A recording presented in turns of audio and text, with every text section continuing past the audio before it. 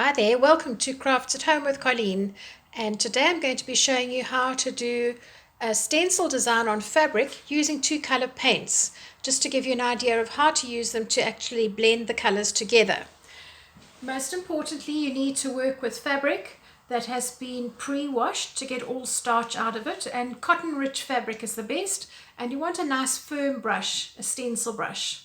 I have two colors here on my palette. I've got a yellow and I've got a magenta, and I'm going to be working with those. For stenciling you need very little paint, so you're going to put some onto your brush, and then you're going to just check that you can see the bristles. If you can't see the bristles, you need to just wiggle it around on a piece of paper to get rid of some of the paint. Too much paint is going to be problematic. And then I'm going to dab at 90 degrees to get the paint onto the fabric. Now essentially that's going to be where the bulk of the yellow is going to be, but I am going to incorporate a little bit in the petals because fabric paints themselves are transparent, and the yellow will just actually add a little bit more interest to the petals instead of them just being one flat color. Okay, the bristles are still dry. Now I'm going to add some of the magenta. The magenta is quite a strong color, and so you'll see that I've pulled a little bit aside to put some onto my brush. The secret with stenciling is that you can keep adding color, but you can't take it away. So you don't want to put too much on it to begin with, otherwise you might find that you've overdone it. If you're nervous and you were going to practice onto a bigger piece of fabric, try it on a piece of paper first to get an idea of how much paint you want to put on. And that will just give you a level of confidence before you can continue.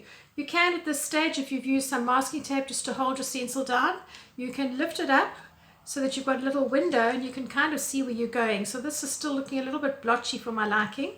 So I'm going to add a little bit more of my magenta color, making sure that I can still see my bristles, and in I go again. I'm going to be a little bit heavier with this. The more you dab over the paint, the more the colors will blend. And the interesting thing when you work with paints is that the color that you actually put on last will be the more dominant color. So if I was to go in with a yellow over this, you'd find that the yellow would show up a bit more, even though it would be an orangey yellow, because red and yellow make orange. So the pinky tone is based on red. So you keep just filling in the color until you feel happy.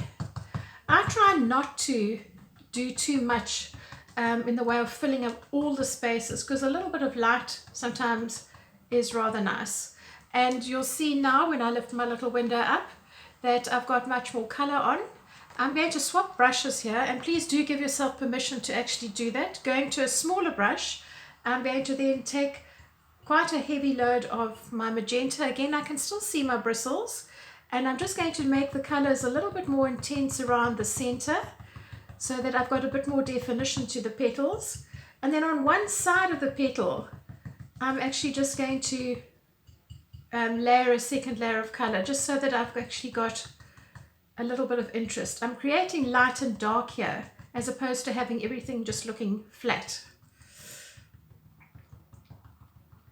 In nature, the colors often carry through from a stem to a rose, into the petals, and you want to do the same with your design. It'll be more interesting. Right, so now that I've actually got more color on, I'm happy with that intensity. You can see I've got lovely lights on this side and heavier colors on this side, and I'm just going to incorporate a little bit more of my magenta into the center part of that, and then I'm going to take a clean brush so that I've actually just got pure yellow on top of it, and I'm going to go over where I've done the dark. By adding a little bit of the magenta into the center, I've just created a little bit of depth to that too. And so you can see there I've done it. Now this is a typical thing of what you don't want. If you've got too much paint, you'll get this bleeding mark. So that was my error. I put too much paint on my brush in that particular corner, and that's what you want to avoid. But having said that, it's not the end of the world. It's a stencil design. It's not a huge big bleed. And if I wanted to go over that, I could just extend this little line with my brush and exaggerate that a little bit more to incorporate it. So you can fiddle around with it as well. But that's just one of the things that you need to watch out for, and in a way I'm quite glad that it's happened so I can show you.